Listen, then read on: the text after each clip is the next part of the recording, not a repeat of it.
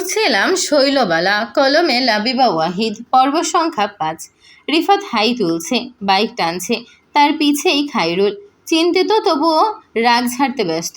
কই লইয়া যাইতেছ? আমার মাইয়াই নিখোঁজ আর তুমি মিয়া নাটক করতেছ। রিফাত ব্রেক কষল। পিছু ফিরে এক ধমক দিল রিফাত। এই মিয়া, আপনি চুপ করে থাকতে পারেন না? এই সকাল সকাল নিজের সুখে আপনাকে নিয়ে যাচ্ছি। আদেশ না থাকলে তো আপনার মুখও দেখতাম না। বেশি বিরক্ত করবেন, একেবারে চলন্ত বাইক থেকে ফেলে দেব। এরপর হাত পা ভেঙে ঘরে বসে থাকবেন। খায়রুল প্রচণ্ড রেগে গেলেন। যত বড় মুখ নয় তত বড় কথা। ওর সাহস কী করে হলো তাকে এভাবে অপমান করা, ধমকানো, মুখ ছিঁড়ে দেওয়ার মতো জোরে চেঁচানো। ধরতেই রিফাত পকেট থেকে পিস্তলটা বের করলো। শেষ। খায়রুলের সমস্ত বলতি বন্ধ। রিফাত ভ্রু কুঁচকে বলল, কি বলতি বন্ধ? খবরদার আর লাগতে আসবেন না।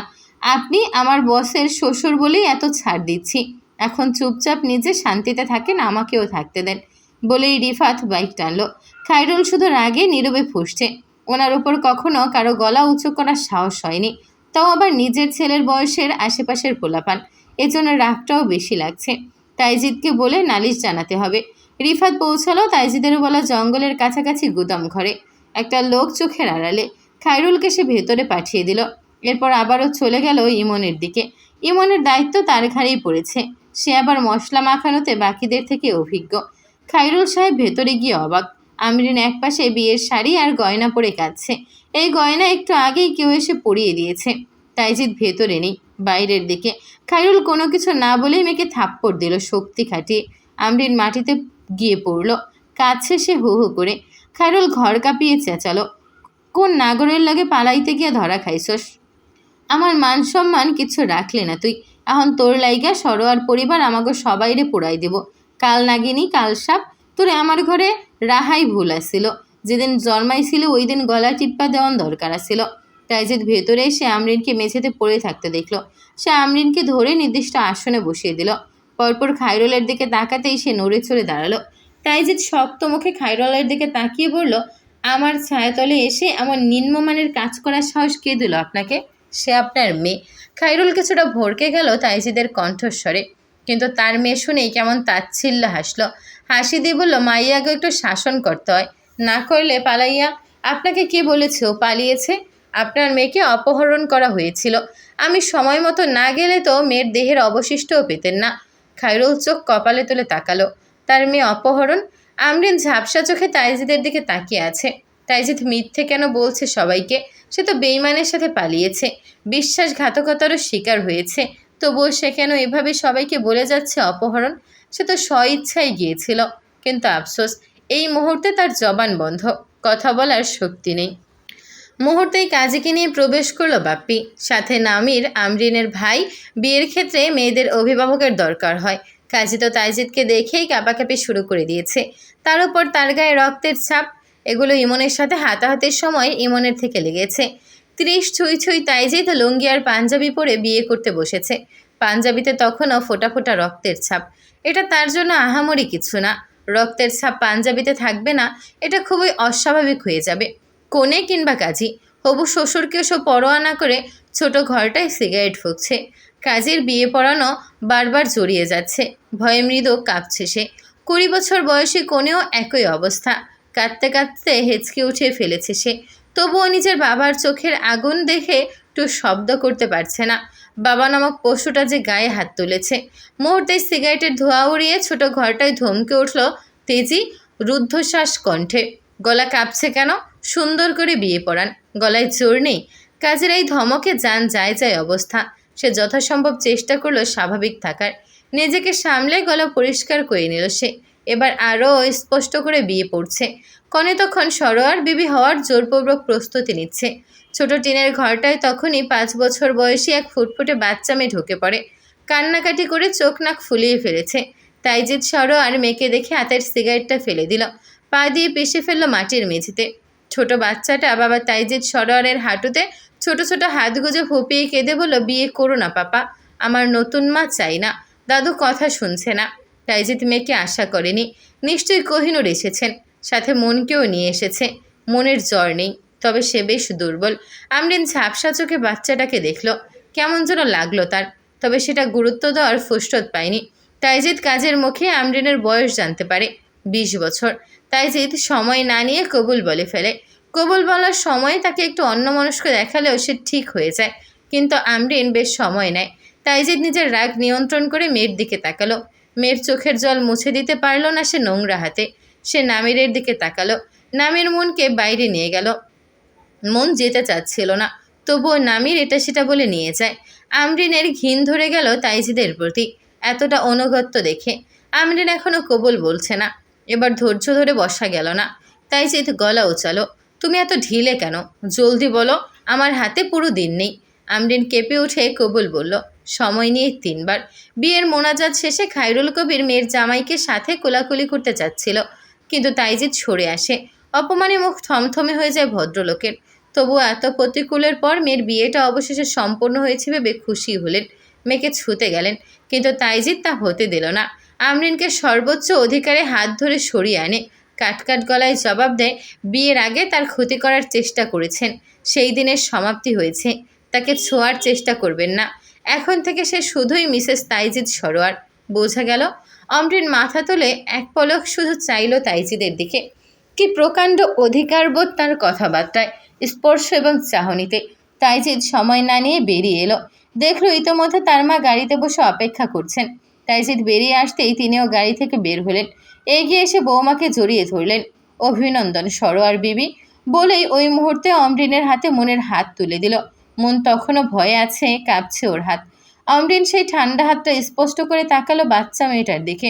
আজ অবধি তাকে কেউ ভয় পায়নি, অথচ এই বাচ্চাটার হাত শিথিল হয়ে গেছে তার ভয়ে। এর কারণ জানার কৌতূহল বা সাধ্য তার হলো না। সে রোবটের মতো গাড়ির দিকে এগিয়ে গেল। কোহিনূর ছেলেকে বললেন, বৌমা আর মনকে আমি বাড়ি নিয়ে যাচ্ছি, তুমি তোমার দায়িত্ব পালন করো। বলে আমরিনকে নিয়ে ওরা চলে গেল। তাইজিদ ওর লোকদের নিয়ে অন্যদিকে চলে গেল। আমরিন গাড়ি থেকে নেমে দেখল সরোয়ার নিকেতনকে। মাথা উঁচু করে দাঁড়িয়ে আছে হালকা হলদে রঙের বাড়িটা। এই বাড়ি দূর দূরান্ত থেকে দেখা যায়। জমিদার আমলের বাড়ি। জমিদারদের পতন হলেও এই বংশ এখনও নিজস্ব জমিদারি চালিয়ে যাচ্ছে যুগের সাথে তাল মিলিয়ে। এই গ্রামে এখনও মোবাইল ফোন সম্পর্কে মানুষ জানেই না। 2013 সাল, অথচ এখনও মানুষ গ্রামের বাইরের জগৎটাকে চেনে না। কোনো দেশীয় রাজনীতি কখনো এই গ্রামে প্রবেশ করতে পারেনি। এই পরিবার তা হতে দেয়নি, যার ফলস্বরূপ এখনও বহু মানুষ অশিক্ষিত। এই বংশের সেবায় নিজেদের ছেলে মেয়েদের দিয়ে দেয়। ছেলেদের সংখ্যাই বেশি। এখানে ছেলেদের স্বপ্ন থাকে তারা সরোয়ার বাড়ির আনুগত্য করবে, তাদের হয়ে কাজ করবে, যেন ওনারা কোনো রাজা সম্রাট। তাদের সৈন্য হওয়াই তাই তাদের গর্বের। পড়াশোনা শিক্ষা যাক জাহান্নামে। এই গ্রামে কারো পড়াশোনা করতে বাধা নেই, কিন্তু পড়াশোনা করে সরোয়ার বংশের বিপক্ষে বলাটা অন্যায়। তারা নিজস্ব সংস্কৃতি এবং নিয়মনীতিতে চলে। ওরাই বিচারক, ওরাই পুলিশ যেন। সেসব নিয়মনীতি খুব করে অপছন্দ করে আমরিন। আজ কপালের লিখন দেখো, সেই পরিবারের সরোয়ার বিবিসি। দুর্ভাগ্য, তাকে ফুলের মাধ্যমে স্বাগতম জানানো হয়।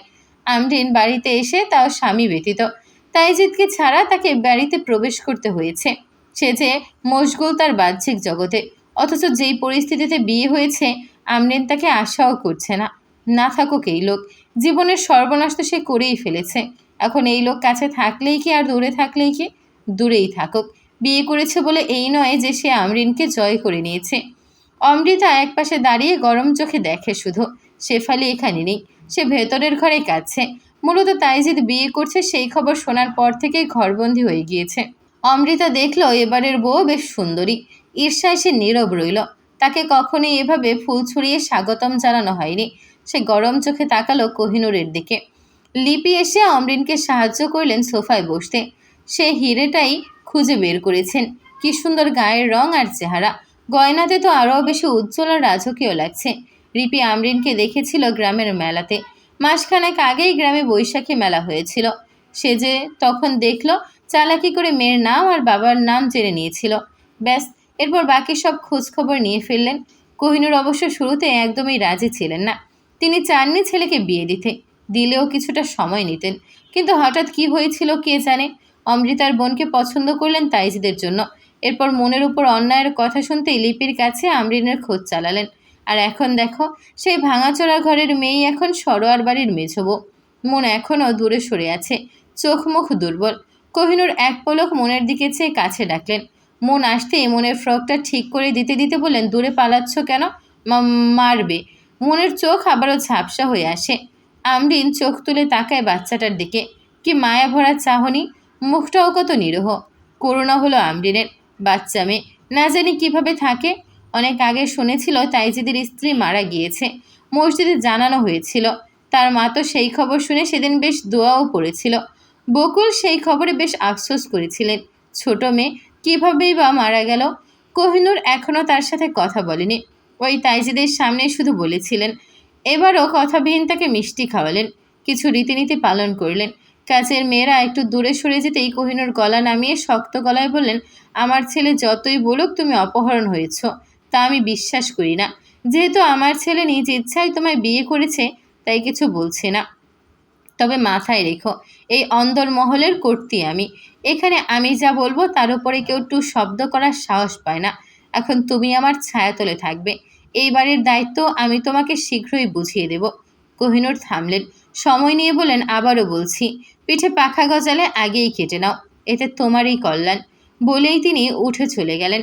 আমরিনের মাথায় তখন ওনার কথাগুলো ঘোরপাক খাচ্ছে। এমনিতেই নতুন পরিবেশ, নতুন পরিবার। এখানে এসেছে 30 মিনিটও হয়নি, এমন মুহূর্তেই তাকে আদেশ ছোড়া হচ্ছে যেন গজানো পাখা নিজে হাতে কেটে নেয়। আমরিনের চোখ আবারও ঝাপসা হয়ে আসে। চোখের সামনে মায়ের মুখটা ভেসে ওঠে। আহারে, শেষবারের মতো মাকেও সে দেখে আসতে পারল না। 10 মিনিটও হয়নি, কাজের মেয়ে এসে তাড়া দেয় উপরে গিয়ে গোসল করে নেওয়ার জন্য। এখনও সকাল 11:30 বাজছে। নিশ্চয়ই সে সারাদিন এখানে বসে থাকবে না। আমরিনকে ফুলবিহীন তাইজিদের ঘরে নিয়ে যাওয়া হলো। নতুন চাদর বিছানা হয়েছে হয়তো, এছাড়া আর কোনো অমূল পরিবর্তন নেই। সে বেনারসি গহনা খুলে গোসল দিল, এতে কিছুটা স্বস্তি মিলেছে। পুরোপুরি মিলল কই? এবার তাকে জলপাই রঙের জামদানি আর ভারী গহনা দেওয়া হয়েছে, কিন্তু দেখা গেল আমরিন ভারী কিছু পরল না। শুধু হাতে দুটো স্বর্ণের মোটা বালা, গলায় সীতাহার আর কানে দুল। এতেই মনে হচ্ছে শরীর ভার হয়ে আছে, দম বন্ধ লাগছে তার। কিন্তু উপায় নেই, শাড়ি পরতেই হবে। সরোয়ার বিবিদের শাড়ি পরা বাধ্যতামূলক। তাকে নামাজ শেষ করে এরপর আসতে হয়েছে। ডাইনিংয়ে খাবার দেওয়া হয়েছে। দুপুরের খাবারে পুরুষ মানুষ নেই। তোফায়েল সাহেব আগেই খেয়ে উঠে গেছেন। উনি রাতে ছেলের সাথে বৌমাকে দেখবেন। এর আগে না, আমরিনকে যখন খাবার টেবিলে বসানো হলো, তখন কোহিনূর তাকে প্লেট ধরিয়ে দেন। তার খাবারের জন্য নয়, মুনের জন্য। তিনি হুকুম করেন, মুন আজ থেকে তোমার মেয়ে, তুমি এখন নিজে থেকে ওর দেখভাল করবে। টেবিলে খাবার সাজানো আছে, ও কী খেতে পছন্দ করবে তা দেখে পাতে তুলে নাও। আমরিন আকাশ থেকে পড়ল। সে কি করে জানবে মুন কী খেতে পছন্দ করে? মুন এখনও তার থেকে মুখ ফিরিয়ে আছে, কথাই বলছে না। খাবারের পছন্দ কিভাবে জানবে? আমরিন কোহিনূরের দিকে তাকালো। ও কি পছন্দ করে নিজে থেকেই জেনে নাও। বাচ্চাদের সাথে কিভাবে কথা বলতে হয় তাও জানো না?